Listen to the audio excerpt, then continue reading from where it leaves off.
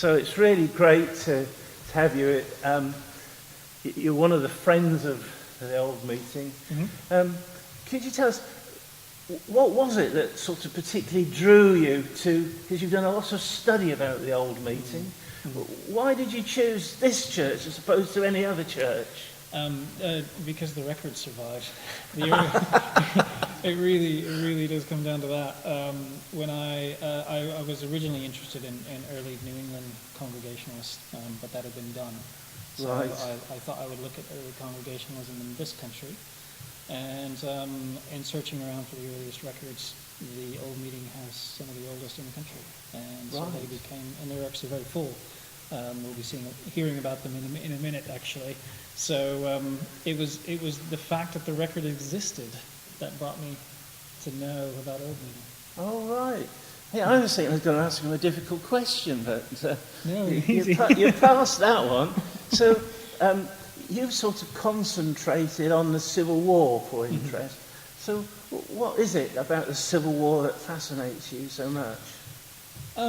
For me, growing up in the Bible Belt in the States, I became very fascinated with how religion shapes people's behavior, and watching kids grow up in the Bible Belt and deal with all the issues that kids have to deal with, but from a standpoint of faith, I found fascinating.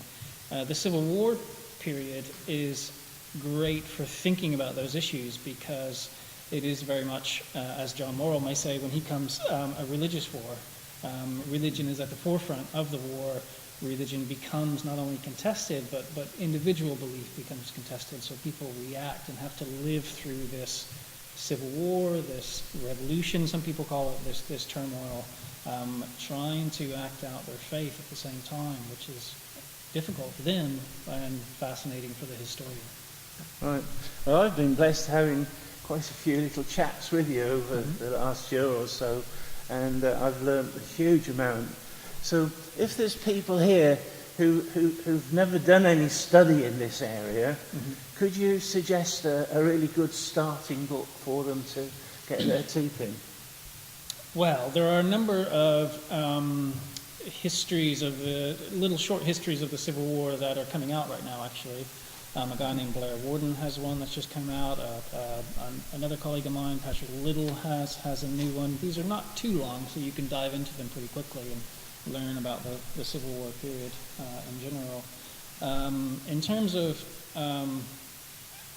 religion in the period, there's not a good survey, I wouldn't say, but there are some really good biographies, like of Oliver Cromwell, for instance. There's a number of good biographies of him, which will draw you directly into the religion of this period.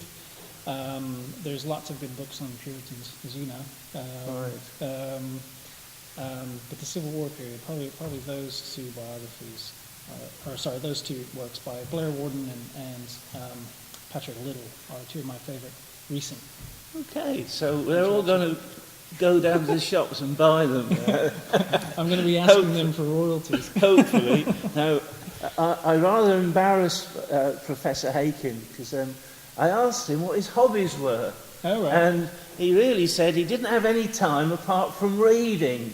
Yes. So could you do you have any time apart from reading to have any hobbies at all? Not much. I do try to play music when I can.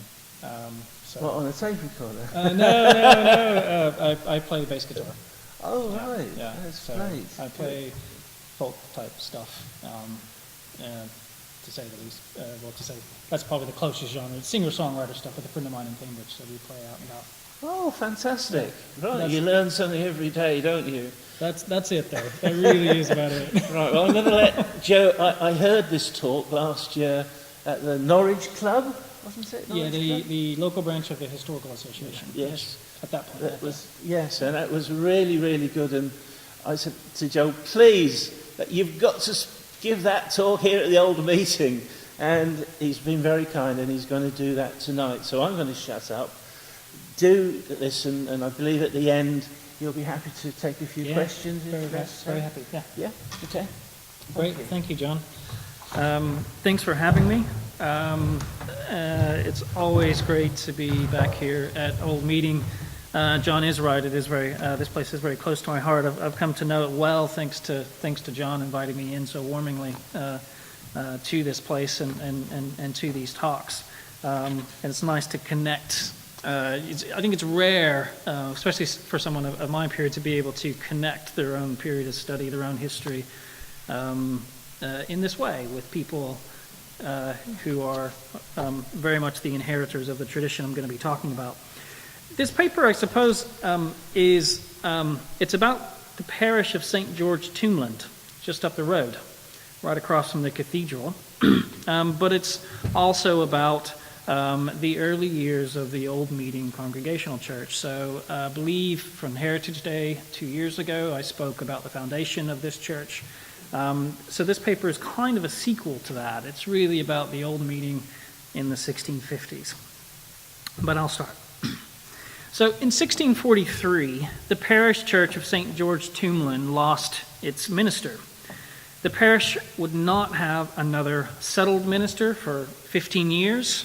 That's until in 1657, when Thomas Allen was granted the living of St. George Tombland by the city's officials. So this experience of St. George is hardly unique to the Civil War periods. During those two tumultuous decades, thousands of ministers across England were ejected from their livings as various royalist and parliamentary forces fought for control not only of the government and land and territory, but also, importantly, the kingdom's pulpits. When Parliament finally won the final military victory, the nation's pulpits were very much one of its prizes. So we think around 3,500 royalist ministers are known to have been ejected during the Civil War period. And of course, with the restoration of the Stuart monarchy in 1660 came retribution. Over 2,000 non-conforming ministers were ejected from their livings between 1660 and 1662. So historians have known about these ejections for centuries, as you might imagine. In the early 18th century, for instance, Edmund Calamy, the grandson of one of the leading Presbyterian Puritan ministers of London, published a memorial of Puritan ministers ejected at the Restoration. It valorized these ministers' piety, their martyrdom, all of this in the face of ungodly persecution. And sure enough, a guy named John Walker, an Anglican minister from Devon, responded with his own account of the trials and hardships of royalist ministers who were ejected by the Puritans during the 1640s. St. George Tombland is just one of thousands of parishes across the nation that form part of this story. So Isaac Dobson, a high church Anglican curate of St. George from 1638, probably left the parish in 1643 when Puritan parliamentarians began to purge the city's pulpits here in Norwich. So he was probably forced out. Thomas Allen, who I mentioned was granted the living in 1657, he was ejected at the Restoration on Black Bartholomew Day, 1662. So here we have a royalist and a Puritan minister both being ejected from St. George Tombland. The question for me tonight is what happened at St. George in those intervening 15 years when the parish had no minister? Did parishioners congregate in the church on Sundays? Did they go to neighboring churches? Or perhaps maybe the church wardens used what parish funds they might have to hire in preaching from time to time. We don't know at all. Historians have had very little to say about what happened in churches like St. George in these periods without a minister.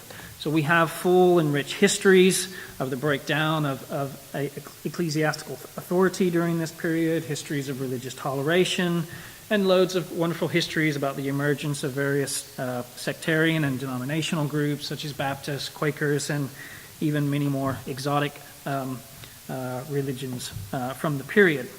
But parish religion has been comparatively ignored by historians, and there's perhaps some good reason for this. Most parishes, at best, only left us their registers. Fewer still left us any surviving church wardens' accounts or vestries accounts or overseers of the poor's accounts that we might use to reconstruct what was going on. There are a number of famous diaries from parish ministers during this period, but these tell us little to nothing about what happened in these thousands of parishes across the nation that didn't have a minister. Diaries from common laymen are even more rare. There is then something of an archival black hole for studying these destitute Civil War parishes, those parishes without a minister. But in a few parishes, the scraps we do have, I think, can be very revealing, and St. George, Toomlin is one of those parishes. The only parish records that survive for the Civil War period are the registers, so we don't have any church wardens or vestry accounts. But as we'll see, even those registers are very sparse. But thankfully, during the 1650s, Toomlin was home to one of the city's independent or congregational churches. It was home to this church, the original Old Meeting Congregational Church. And the records of Old Meeting, as I was just saying earlier, are some of the fullest surviving nonconformist records from the whole of the Civil War period. From about 1648, the Congregationalists began to worship within the parish church of St. George. In 1652, they built galleries over the west end of the nave and the east end of the chancel. And interestingly, the city granted Thomas Allen the living of the parish in 1657 only after he had accepted the role as pastor of Old Meeting. So the city was complicit in this relationship, as we'll see. So during the 1650s, the Church of St. George was at once a congregational church, ran by its minister and its members, and also a parish church with a tithe-funded minister and presumably church wardens and overseers of the poor. This arrangement, this curious arrangement, was really only possible during the Cromwellian period in England, when the Episcopal Church had been abolished and no replacement had really been enforced. But it is, St. George is nonetheless one important variant of Civil War religion, and I want to say a few things in this paper about how the Congregational Church and the parish might have functioned in St. George during this curious time of the 1650s. I'll do this by outlining two developments, so it's kind of two parts here. First, I'll talk about the sort of complete transformation of the parish into a congregational church and what that might have looked like. And second, I want to talk about how St. George became one of the hubs of religious radicalism within the city of Norwich during these years. So let's start with the parish itself. St. George, Toomlin, I've given you a map on your handout with the boundaries, such as they were. Toomlin is a small parish within the city. It runs along the cathedral walls between the two west gates of the cathedral precinct. It's commonly described as a Puritan parish for the early 17th century, but it is better to see it as a strongly divided parish, reflective of the religious divisions present throughout the country during the post-Reformation period. During the 1620s, for instance, parishioners William Brown, who was a city alderman, and his neighbor Edmund Anguish colluded with Bishop Samuel Harsnett to suppress Puritan lectureships throughout the city. Yet at the same time, another Toomlin parishioner and alderman, John Tooley, acted as one of the Norfolk trustees. This was a group of Puritan laymen who were gathering together funds to pay for Puritan lectureships. So Puritans in the pre-Civil War period often wouldn't wear the surplice, which restricted them from taking up a parish living. But lectureships, giving a lecture, didn't require you to wear a surplice, so that was one way in which they could at least give sermons. So the Norfolk trustees were a group set up to fund these Puritan lectureships, and John Tooley of Toomlin was one of the trustees. These divisions in Toomlin would have dominated the physical space of the parish, which I think is useful to know. Anguish, are one of our anti-Puritans, lived behind what is now the Maid's Head Hotel, what was then called the Maid's Head Inn. Another soon-to-be royalist, anti-Puritan, Christopher Jay, lived in the large house you see just up the road here with Samson and Goliath propping up the porch. From the other side, from the Puritan side, Thomas Toft, who was very famous for organizing some iconoclastic riots that ripped through the cathedral in 1643. He lived just this way across Phi Bridge in what used to be the King of Hearts Cafe. I forget what the new name is, just right up here in the corner. His son, John Toft, was a parishioner in Tombland. He owned all of those buildings that line the cathedral wall between the two gates there, Ethelbert and Erpingham gates. Toft joined the Congregational Church fairly early in 1644, right at its founding. Many of the other early founders lived in the suffragan tenements on Upper King Street. So if you know where the Norfolk Club is, just on Upper King Street, right across the street, that whole set of buildings were, during the early 17th century, suffragan tenements run by the cathedral, and a whole series of members of Old Meeting can be traced to living in those buildings, including a guy named William Bridge, who we'll talk about in a moment. So Puritans, the point is, Puritans and their opponents were packed into this dense city parish, which itself acted as a sort of buffer zone between the cathedral and the city itself. And relations were never easy between the cathedral and the city during this period. St. George's reputation as a Puritan parish really dates from the ministry of William Bridge. Bridge was the first Puritan minister appointed to a Norfolk living by these Norfolk trustees. In late 1631, the trustees presented Bridge to the rectory of St. Peter Hungate, which is just on the other side of Princess Street from St. George Tombland. Now, despite having a history of controversy, Bridge gained a license to preach here in the city during a small window of opportunity. In early December 1631, the local bishop, Francis White, was translated from this diocese to the Diocese of Ely. And during the interregnum between the appointment of the next bishop, all management of the Diocese of Norwich was transferred to Lambeth Palace. There, the ostracized and much more Puritan-friendly Archbishop George Abbot granted Bridge a license to preach within the Diocese of Norwich, and a few months later approved Bridge to hold a plurality, so to hold not only the living of Peter Hungate, but also the curacy of St. George Tombland. So that's how Bridge gets in.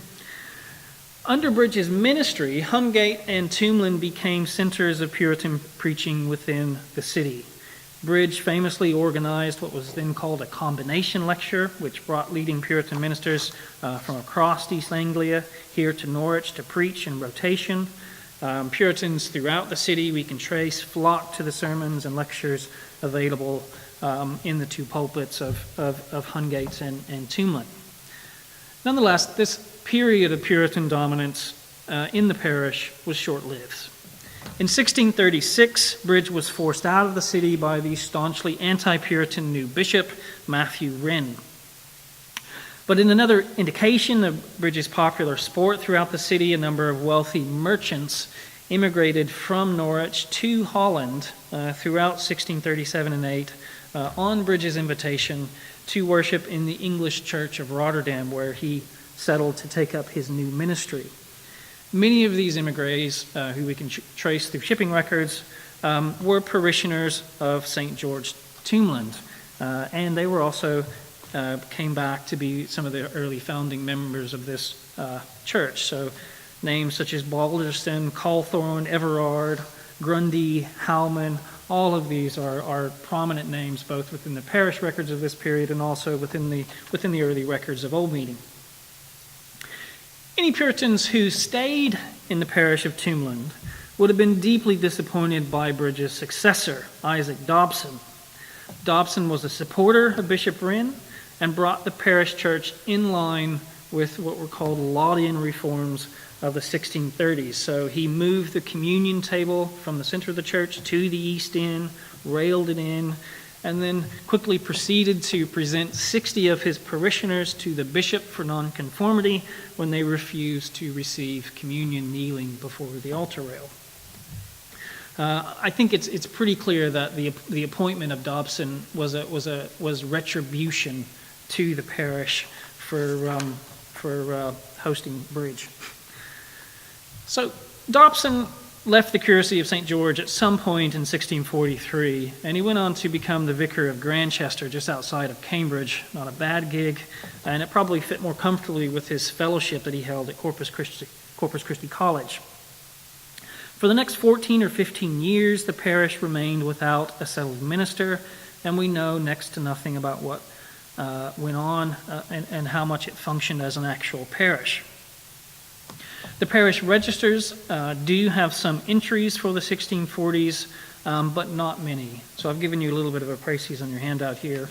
There were no burials registered between May 1643 and December 1662. There were no marriages registered in the parish between July 42 and November 62. There are some baptisms listed for the 1640s and 1650s. But as I'll show in a minute, these baptisms are clearly recorded after the restoration. Excuse me. I've given you two very grainy microfilm pictures of the baptisms that exist for the Civil War period. Prior to 1643, the baptismal records are in a very clean, consistent hand. But from March 1643 on, the frequency of baptisms, the chronological order of how they're registered, and the hand in which they're registered all changes. And as you can see from these grainy, even though they're grainy, you can see that it's quite a mess. It's quite jumbled. You probably can't read much of it. You might be able to pick out some of the years on the picture on the right. But if you can, you'll notice that they're not in chronological order. What I think is going on here is some of these entries were probably added into the register in late 1662, as best as I can tell from the paleographic evidence. But another set seems to have been added between the 8th and 12th of June 1664. So 2 years later. There are regular entries before up to the 8th of June. There are regular entries from the 12th of June that year, and there are a bunch of entries from the 1640s and 50s stuck in between. You may also be able to see from the picture in the right, if you look at, there's a little black line running across, which is the microfilm reader, and the 4 entries right above that line, you may not be able to pick out the name, but those are all the children of Samuel Grundy. All of his children, or those 4 children, are all listed together, even though they were obviously born at different points during the past 20 years. What's going on in these records seems to be that some sort of compiler or compilers, plural, were working their way through the families of the parish, asking for lists of their children who had been baptized over the 1640s and 1650s. And as best as I can tell from those that I've been able to trace, all of these families are wealthy families of the parish. So none of the poor families seem to, if their children did get baptized, they weren't recorded into the parish registers at the restoration. So the sum of all this, nitty-gritty from the parish registers, is that it seems that there were no registers kept for the parish between 1643 and late 1662. Where we have baptismal entries for the intervening years, they are clearly inserted into the registers after the restoration. Most of these baptisms probably took place in other churches within the city. So, for instance, Thomas, the son of Thomas Everard, is listed amongst all of this mess as baptized on the 12th of July, 1657, and born earlier in March in that year in the parish of St. Michael at Pleas, it tells us. So he was born in one of the parishes around the corner and perhaps baptized there as well, and then recorded into the parish registers of the restoration. So, if the church did not have a minister for 15 years and the registers were not kept for almost 20 years, what, if anything, happened in the parish church week in and week out? Was this anything like a parish church as we might think of it as a place for worship? Well, the records of the Old Meeting Congregational Church and some of the diocesan records from Norwich during the Restoration give us some information here. In 1652, galleries were built across the west end of the nave and probably along the east end of the chancel. The pulpit was moved to the center of the chancel rather than along the wall on one of the corners where it sits today. And all of these changes really reorientated the inner space of St. George Tombland into a Puritan preaching house as opposed to the Laudian parish church of Isaac Dobson's time. I've given you a little layout of the current church on your handout. So they move everything around to focus on the preaching, and you can see here this whole design is focused in on the preaching as well. They were trying to create something like this within the inside of St. George Tombland. Petitions for the gallery's removal during the 1670s claim that the gallery was built, quote, in the times of the late rebellion, for the more ample receiving and containing a sect of people called Independents, who in those times flocked from all parts of the city to hear such preaching there as best suited the humor of that sect. Another account describes, quote, a sect of men called Independents who got the church into their possession. The Congregationalists probably got the church into their possession in the late 1640s. So in the mid-1640s, we know that the church was meeting in the lower chamber room in the house of Sheriff Thomas Ashwell, who lived just up near Castle Mound. But they were certainly in Tombland before the gallery was built in 1652, but it seems likely that they took over the church building around 1648, possibly when we have note of some images of Christ being removed from the outside of the parish. This date of 1648 would fit with a period of settlement and growing assertiveness by the Congregationalists. According to the church book, for instance, for the first 3 years of Old Meeting's existence, it only admitted new lay members. No church officers were elected until mid-1647, when they appointed their first pastor, Timothy Armitage, who was also at that point curate of St. Michael, Coslany. The election of Armitage coincided with the election of 4 deacons and the reorganization of church meetings, the establishment of church ordinances as well. So the church book tells us the first communion was celebrated in November, just a couple months after Armitage took over the pastorate. In July following, they established a monthly communion to coincide with Parliament's monthly fast. So they would have a fast on the Thursday and communion on the Sunday once a month. The first baptisms were organized for January 1648. And importantly for our purposes, in August of 1648, the church agreed, quote, that the collection for the poor should be at the public meeting place. It seems more likely that this public meeting place was St. George Tombland Church rather than Sheriff Ashwell's private house. 16 years on, then, the impact of William Bridges' ministry had perhaps borne fruit with the full reformation of the church, though presumably to the exclusion of the rest of Tombland's parishioners.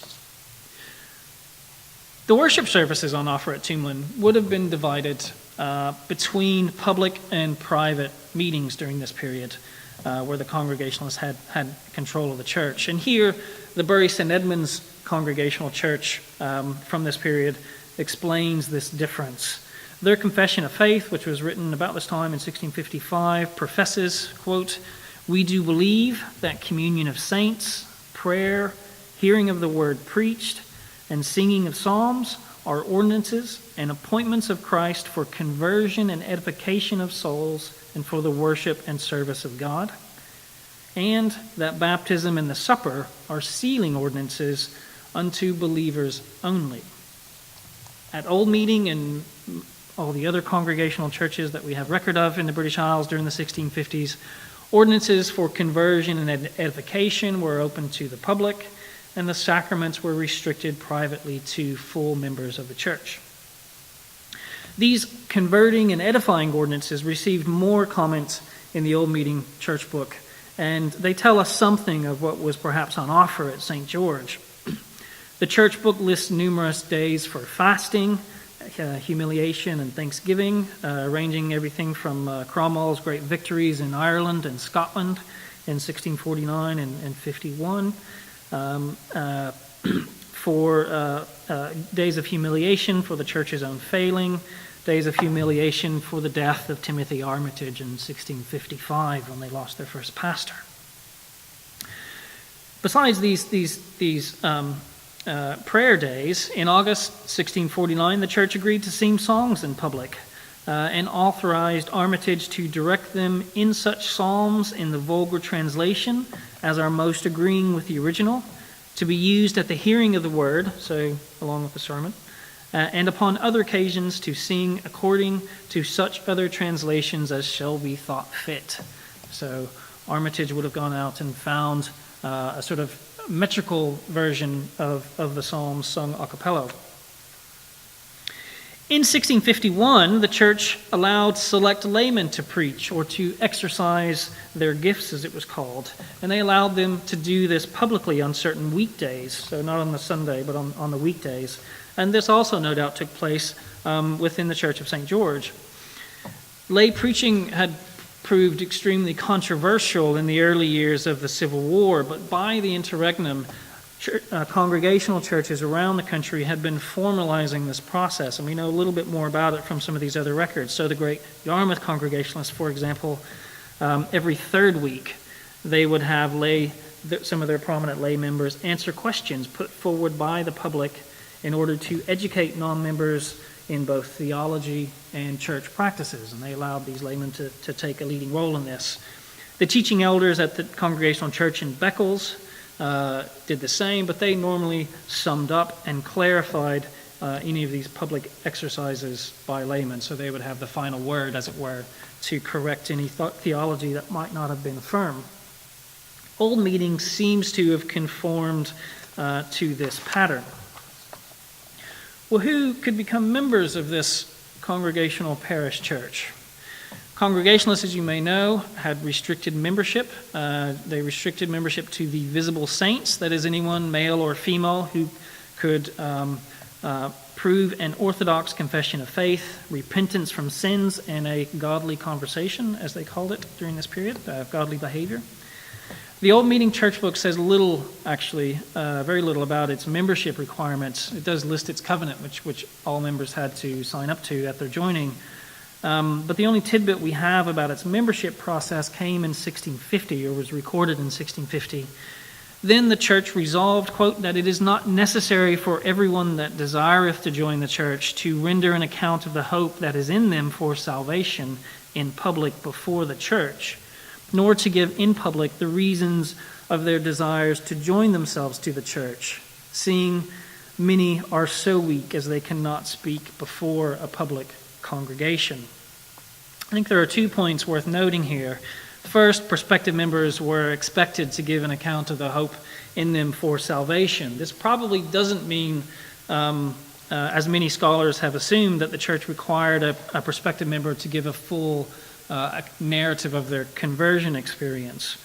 The church probably tested for an orthodox confession of faith, evidence of repentance from sins, and of godly behavior. These 3 elements, theologically speaking, were much more biblically explicit, and it seems like those churches that required some sort of conversion narrative were a small handful of what's called fifth monarchist churches. I can say more about that if you want in the questions. So that's one thing. They were looking for not a conversion narrative, but some sort of religious experience, conviction of sin, as well as orthodox belief. Secondly, I think we should learn from this that the church preferred a public declaration from prospective members at their joining, which tended, they said, to edification. So this hopefully was a public display, although they were willing to grant some people leeway here.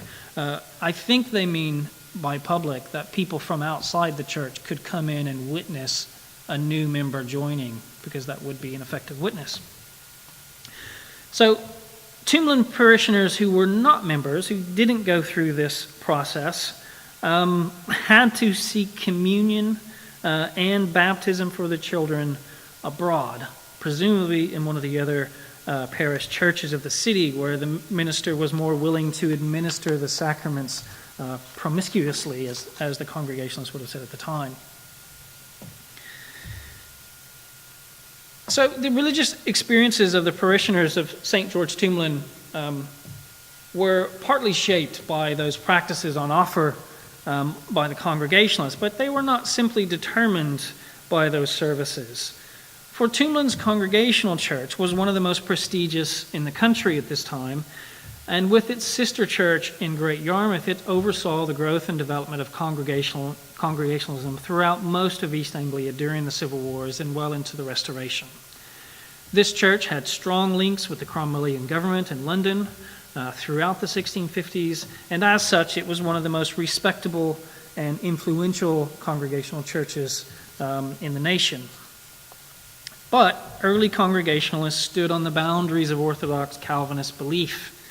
According to many contemporaries and many historians since, Congregationalism provided a sort of gateway drug into more radical forms of religious belief, such as believers' baptism, Quakerism, and this fifth monarchism, which I mentioned, which is a sort of a millenarian movement who was directly set against Cromwell and was even, for some of them, willing to take up arms to oppose Cromwell in hopes of the imminent return of Christ.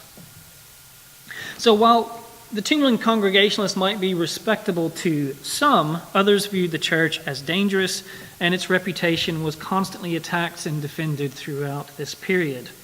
The parish of Tombland, therefore, became associated with a controversial church, and a quite famous one at that. As a way of teasing out how some of these issues might have been experienced at the time, I want to talk you through one of the most dramatic disciplinary cases in the Norwich Old Meeting Church Book. And in doing so, I want to look at this case both from the viewpoint of the church, but also from the two women who were involved. And finally, I'll say something about how this might have affected the parish community at the end. So I've given you on your handout the full transcription of these disciplinary cases, along with a couple pages of a pamphlet, which you'll hear about in a second. So to the case. In May 1650, so a year or so after the regicide, the execution of Charles I, two women of this church were hauled up before the congregation for disciplinary procedures. Both had, quote, diverse times forsaken the church assemblies upon the Lord's Day and spent time with very scandalous persons in vain, foolish, and profane discourse. One of the women, Elizabeth Thurston, had absented herself from her family 2 days together, refusing to let her husband know where she had been. She'd in fact gone to Great Yarmouth to make things even worse. She'd gone there by boat to a house of evil report. There in Yarmouth, she drank and behaved, quote, loosely and filthily in a yard or garden with bomb bailiffs and other debased company. The other woman, also Elizabeth, this one Elizabeth Townsend, had been caught with a group of people reading a book called A Fiery Flying Roll, published the year before in 1649. I've given you the title page and the first page of that on your handout. This is a famous ranter text written by Abiezer Kopp. The group that Townsend was a part of read this book and fell about into, quote, much foolish laughter after reading the text. She had also been caught inquiring with a local wizard about whether a local young man was going to take a certain maid to be his wife. And there are other accusations levied at her, as you can see. While cases of religious radicalism can be found throughout the surviving church books of this period, most involve ministers who turn to believers' baptism or Quakerism or something like that. The cases of these ranter women is rare. In fact, so far it's unique. I haven't found another case like this yet. Ranters were extreme antinomians. That is, they believed that they were above the law. They believed that if you were saved by faith, then you were no longer bound by the law of Moses. And in its most extreme form, having sex with your neighbor's wife, if done in faith, was not a sin to the view of the ranters, or at least to the view of those who were terrified by this antinomian theology of ranters. So this is radical stuff. Copp's book was one of the most notorious books of the entire period. It was burned by the common hangman at Parliament's instruction in London. And the fact that, so it was a very difficult book to get a hold of, and the fact that a group of people here in Norwich were reading it after that burning is quite remarkable. So what exactly should we make of our Norwich ranting women?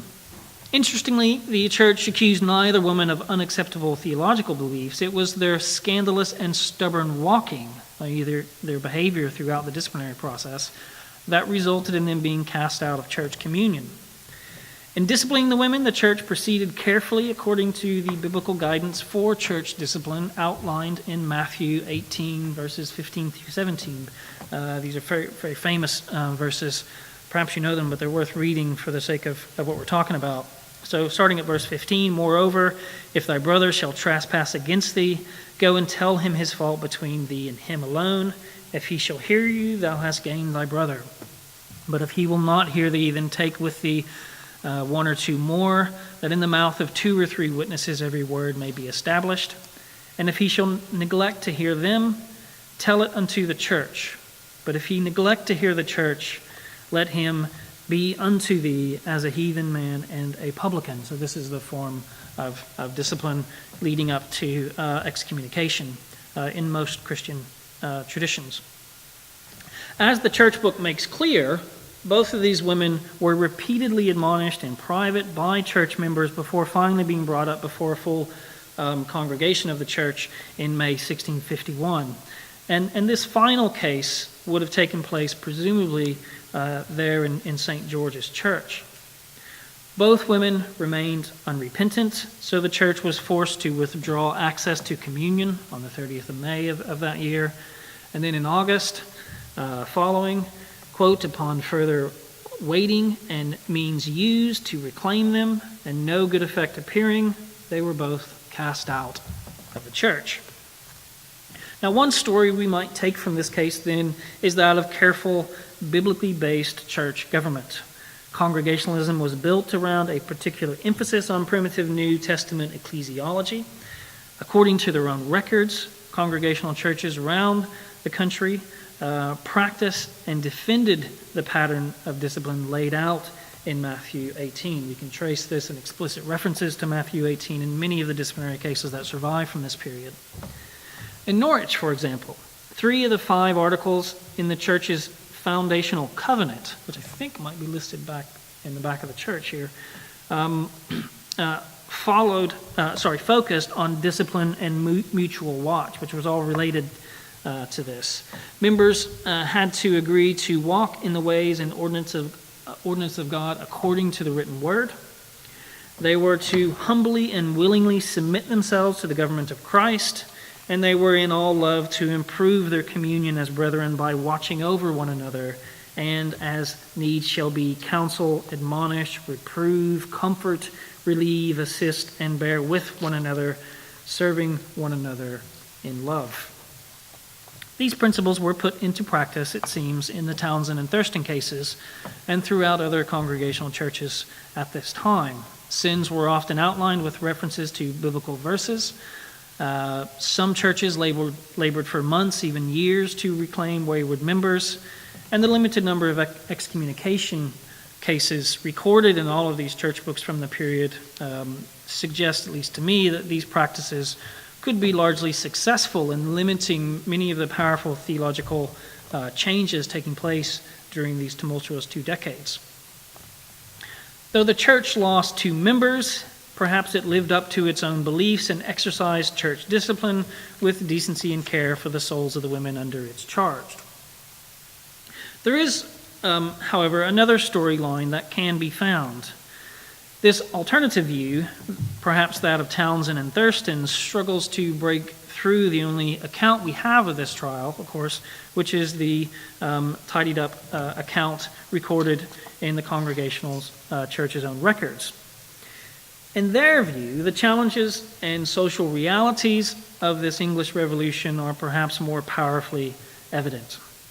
Thurston and Townsend became involved in their scandalous behavior through their friendship group, who appeared to be all young adults, as best as I can tell. The church book records Townsend consorting with Daniel Buck, Samuel Puckle, and other very scandalous persons. And Thurston's crew were named as Puckle, Locklear, and others. The "and others" here suggests that all the men actually named in the church records were known to the church. Daniel Beck certainly was. He joined the church on the 21st of October, 1647, the exact same day that Elizabeth Townsend joined, and Thurston joined a few months later. So they all came into the church roughly around the same time. They were a group of young visible saints at their joining. Samuel Puckle does not seem to be a member of the church, but he was presumably a relative of the 5 Puckles who were a member of the church at this time. Locklear remains a mystery, but the church book suggests that he kept this house of evil report in Great Yarmouth that Thurston and Puckle traveled to. So perhaps he was known by some of their fellow Congregationalists in Great Yarmouth. So here we have a group of young Puritan men and women who get tempted into reading one of the most scandalous books of the whole period. They're drinking, they're visiting wizards, they're doing and saying scandalous things, and all of these things are in direct opposition to the practices and beliefs of their church, of this church. The church's accounts clearly record attempts to prevent Townsend and Thurston from hanging around with these scandalous and profane men. They solemnly admonish Townsend not to keep company with such profane and scandalous persons. And although she had told members of the church that she did dislike their ways and saw evil in them, yet she still frequented their wicked company. Thurston met these men in a house of very bad report, I presume here within the city. She too, at one stage of discipline, acknowledged their company to be evil and promised to forbear going to the house, yet she was soon after found frequenting the same house to drink with the scandalous company. These initial disciplinary attempts failed miserably for all involved, I suppose. Both women became combative, obstinate, and bitterly critical of the disciplinary process. When warned that the church might cast her out, for example, Townsend retorted that the church was no church, for God's love was alike to all. That's a ranter idea. In another private meeting, she claimed that she could satisfy the church in terms of this whole process, but it must be only in words, and she must then play the hypocrite, for her judgment was for that company forbidden. More cutting still, she claimed that she would as willingly live in any prison as in the church, or words to that effect. Finally, both women refused to hear the church or to attend disciplinary procedures after this confrontation, and it's that obstinacy, that refusal to engage, that led to their excommunication. So in their storyline, perhaps, these disciplinary procedures were a bitter failure, and the congregational practice of mutual watch became, at least one of them, a prison. Reading against the grain of the church book account, we can perhaps see how congregational mutual watch could be perhaps suffocating at this time. For instance, how exactly did the church know that Beck, Puckle, and Townsend specifically fell into much foolish laughter when reading Cope's fiery flying roll? Who saw them frequently going to drink at a house of very bad report? How was the church scribe able to record Thurston's vain discourse verbatim in a house as far away as Great Yarmouth? Due diligence in church discipline could be seen as either an impressive effort to save souls or perhaps as an oppressive, perhaps even obsessive prison of surveillance. Whichever reading we take, and I speak as a historian here, they're both equally valid. The case of Townsend and Thurston cut to the heart of lived religion and social experience amongst Puritans during this English Revolution. For these women and their church, this battle for souls and individual liberty played out in the streets and alehouses of Norwich and filtered through the godly and apparently ungodly networks that connected Norwich and its port city of Great Yarmouth. Radical and illegal books in this story traveled quickly from London and caught or produced a real moment of intentionally provocative and deviant behavior within the midst of one of England's most godly and respectable congregational churches. The two women brought the most radical religious ideas of this whole period right into the parish of St. George, Tombland. Their behavior was public, and the church no doubt reacted to protect its reputation as much as to reclaim these women, and I don't think that's exclusive one way or the other. So I want to finally briefly return to the original question. What was going on in St. George Tombland Church during the Civil Wars and interregnum? Was this a parish church in any sense? It's probable that during the mid-1640s, the parish church went largely unused. It had no minister during these years, and to date I've found no proof that any baptisms, marriages, or burials were performed in the parish. During the interregnum, however, during the 1650s, St. George acted more as what I want to call a city church.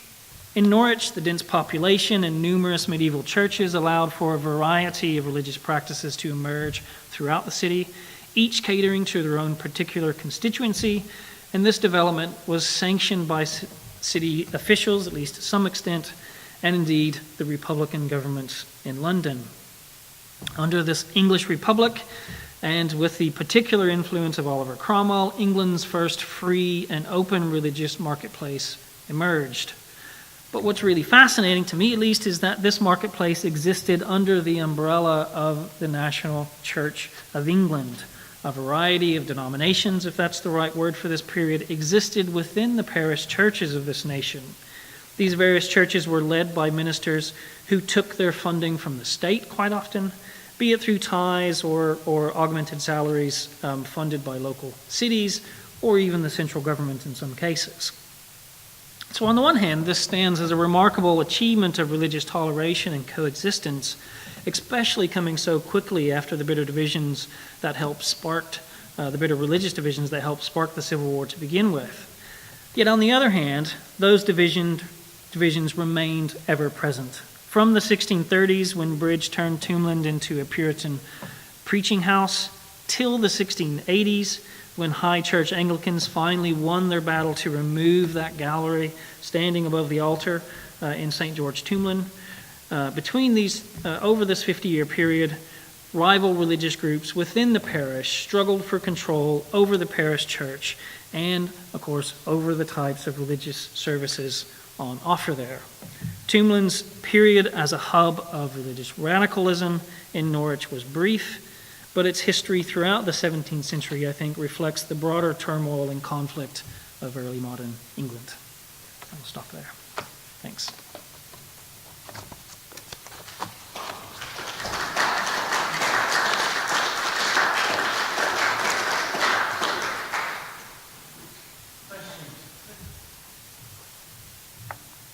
Yeah. I'm interested by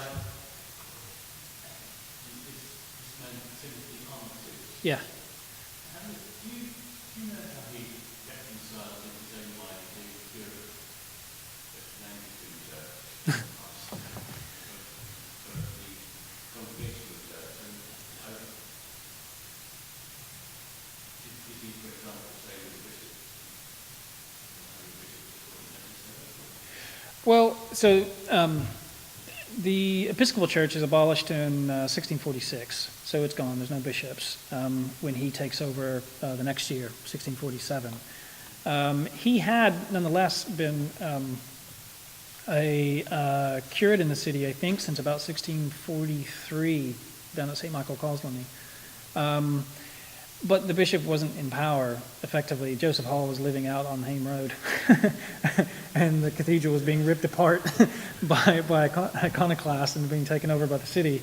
So he wouldn't have really had to endure any sort of oversight, episcopal oversight, which would have left him, and just would have left every other minister, largely free to organize their parish church however they wanted. They had to do this in a way to not get in trouble, in this case, not get in trouble with city officials, probably, but also parishioners who were upset with you could petition Parliament. There was a number of committees in London that hundreds of people traveled down to complain about the minister if they didn't like them. So you had to toe a careful line, even though there was no official structure requiring you to do this, that, or the other. So we don't have any account of him. We have a few sermons that survive from him, but I'm not aware of any letters or anything really. So we know very little about Armitage other than his sermons and what's in the church book. But I suspect he would have been comfortable with that arrangement because he had quite a bit of autonomy. What I don't know is what his relationship was, because he remained minister at St. Michael Colsley while he was pastor of the Congregationalist meeting at St. George, and I don't know how he would have organized his Sundays. Interestingly, his children are not baptized in the Congregational church here. Some of them are registered in the parish registers of St. Michael Colsley, and then at his death, I believe the first one it was registered in the Yarmouth church book. So he dies, his wife is pregnant at his death, and that child is baptized in the Great Yarmouth Church, oddly enough. So I don't know how he managed his Sundays. I would love to know more. I'm still trying to find out how, some other examples of how people manage that, actually. Yeah. Yes? You mentioned about the singing sound. I thought you had to against church music. Is that correct or not? Well, they certainly weren't against singing psalms. Some of them were against musical instruments in church. Some of the more radical ones were against musical instruments in general. But they were very divided on it. There's a number, Oliver Cromwell, for instance, is very famous for enjoying music when he becomes Lord Protector at the court in London. There's the leader of the Bristol Congregational Church, which becomes Baptist later on. He gets disciplined by his own congregation for enjoying music, secular music. There's a big debate over whether you can sing hymns in church. Most of the churches I have evidence for will say you shouldn't sing hymns in a church service. But interestingly, one of the East Anglian Congregationalists, Samuel Crossman, who's quite radical. He's like a fifth monarchist down in Sudbury in Suffolk around this time. He conforms to the church and becomes quite famous hymn writer. So you can find his hymns in the prayer book or in the Anglican churches in their hymn books. So he was obviously comfortable with it. But most of them will just say that they sing the Psalms, and they'll be very particular that it's a true and faithful translation, meaning it's not a translation changed to sound better while they sing. It's metrical, but that's as far as they'll go. So the closest, I take it there's probably some churches in England that still sing metrical psalms, but I've only experienced it up at the Free Church in Scotland where I lived for a couple of years. So it would have been presumably how they ran it.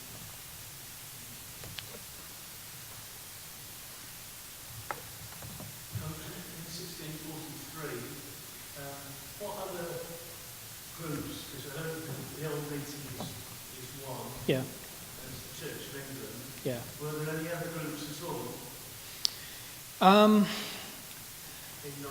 knowledge? Well, we don't really know.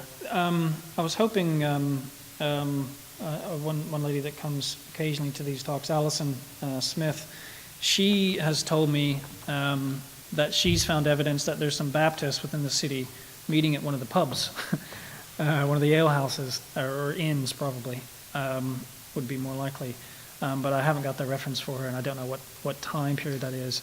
One of the founding members of this church, Daniel Bradford, he has a journal that seems to have survived that I found a transcript of, and he becomes an army officer, and he recounts in his journal where he brings this Baptist minister that he meets in the army, so he must have been an army chaplain or perhaps even a soldier who was a preacher. He brings them here to Norwich and as a possible first minister for the church in 1645, so 2 years before Armitage is appointed. And he records this debate over infant baptism between this guy and William Bridge, who comes over to debate him in front of Bradford and possibly others. I don't know.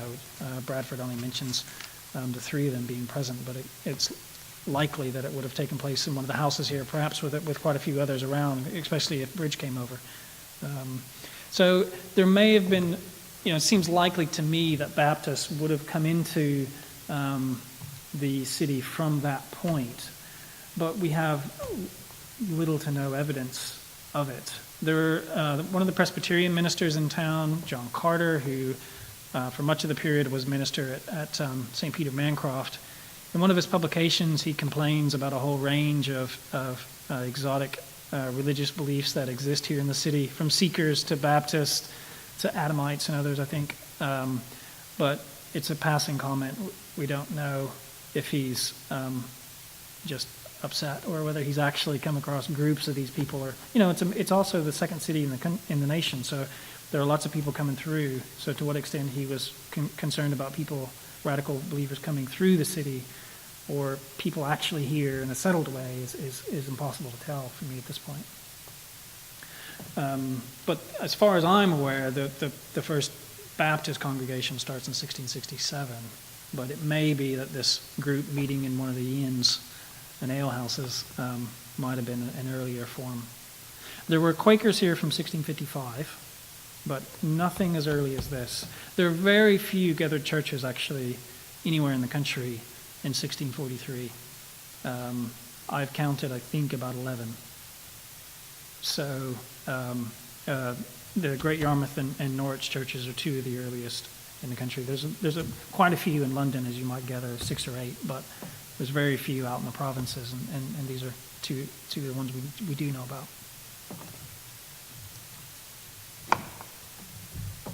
Yeah.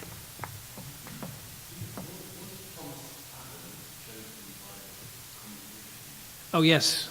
Yes, they courted him heavily.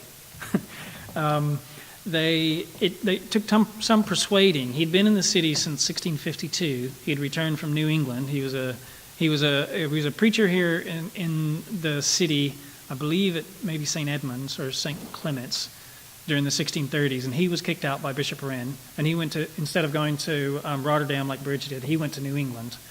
And then he returned and took up ministry here, I believe in 1652 in the city. And the church book records quite some time, almost a full year of courting Allen to become their minister. And they pull out all the heavyweights. I mean, all of the wealthy of the parish are sent to talk to him. Any member of the church with connections to the city, alderman, there's a recorder, there's quite a few prominent people in the church. They're all sent. There's one knight that seems to be in the church, a guy named Sir Henry Clark, who I still need to find out more information about. He's sent over to try to persuade Allen. A lot of those negotiations are in the church book, but he finally relents. And it seems to be he relents because the city is willing to give him the living of St. George Tombland, which had been vacant, so he'll have a salary. I'm sure the church probably paid some of his salary, but it's an additional salary to help pay him. So it's kind of surprising that it took a little bit of persuading, but he did take over the ministry and then remained the minister for quite some time, I believe. I'll have to look down there.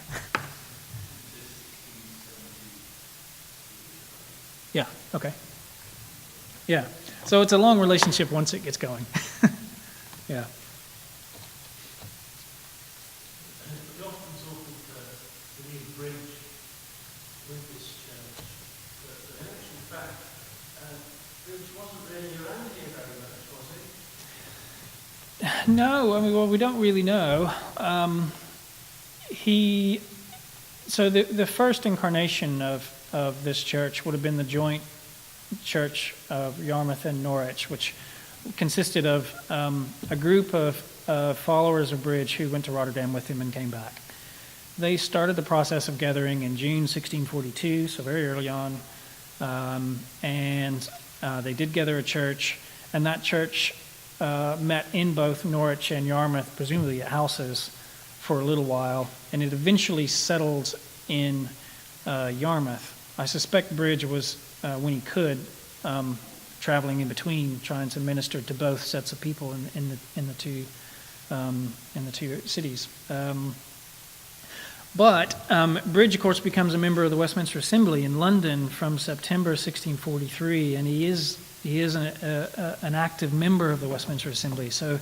And he also takes up one of the morning lectureships at St. Margaret's, the church for Parliament, right there by Westminster Assembly.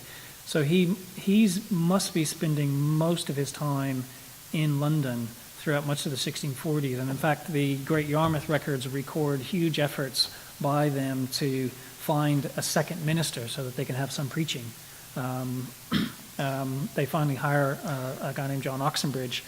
And the Norwich church then starts asking if Oxenbridge will come over and occasionally preach to them. So they're obviously wanting preachers in that period where they don't have a minister, and they're trying to use their brethren over in Yarmouth as much as they can. It's impossible to say how much Bridge himself comes here. We can say that he was fundamental to the founding of, to the establishment of Congregationalism in those founding members. The actual gathering of this church, he wasn't present. John Oxenbridge was present, and then a guy named John Phillips at Wrentham was also present, two Congregationalists. But Bridge was away in London at the Westminster Assembly. So he had a dramatic influence over, or a powerful influence over the early members, but he wasn't necessarily around a lot to shape a lot of this church's practices.